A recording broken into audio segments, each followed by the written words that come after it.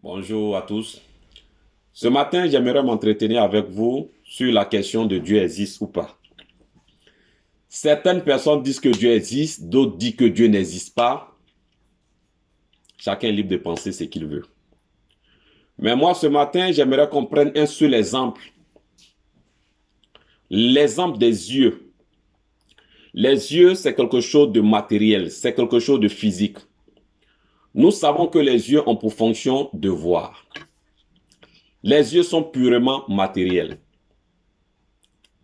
Pour ceux qui disent que Dieu n'existe pas, que les yeux ont existé par un pur hasard, comment se fait-il que les yeux qui ont existé par un pur hasard, les yeux savaient que il y a quelque chose qu'on appelle la sueur qui allait quitter le front de l'être humain et qui pouvait descendre, couler et abîmer les yeux.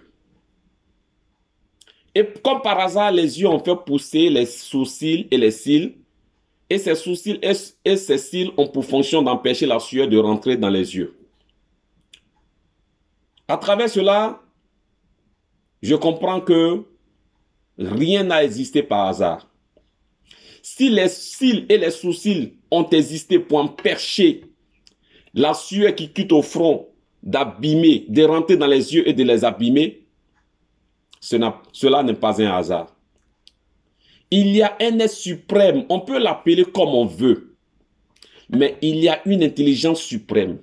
Il y a un être au-dessus du physique qui a planifié tout cela, qui a compris qu'il devait créer les sourcils et les cils pour empêcher la sueur qui quitte au front de venir et d'abîmer les yeux. Et cet être suprême a créé les sourcils et les cils. Donc, à travers cet exemple seulement, on comprend que l'univers que nous voyons, l'être humain que nous voyons, il n'a pas existé par un pur hasard.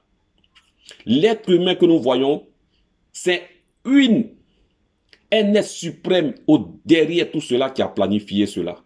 Et cet être suprême, il existe, c'est Dieu. Parce que quand nous regardons sur l'univers, de la manière il est complexe, de la manière il est structuré, cette grande intelligence que l'univers manifeste, on comprend qu'il y a quelque chose derrière. On peut l'appeler comme on veut. Dieu, on peut lui donner le nom qu'on veut, mais cet être existe. Cet être, c'est Dieu. Dieu existe.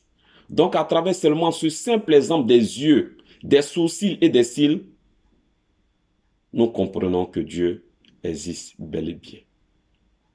Les darwinistes qui disent que tout a existé par un Big Bang, par quelque chose qui a éclaté, démontrez-nous maintenant comment a été planifié tout ce que nous voyons dans l'univers. Cette intelligence qui régit cet univers-là, ces lois physiques, ces lois qui régissent cet univers-là, qu'on nous explique cela. Donc, mon frère, ma soeur, Dieu, il existe. Jésus-Christ de Nazareth est bel et bien vivant, il existe. Dieu est bon, il est tout puissant, c'est lui qui a tout créé. Que Dieu nous bénisse. Merci.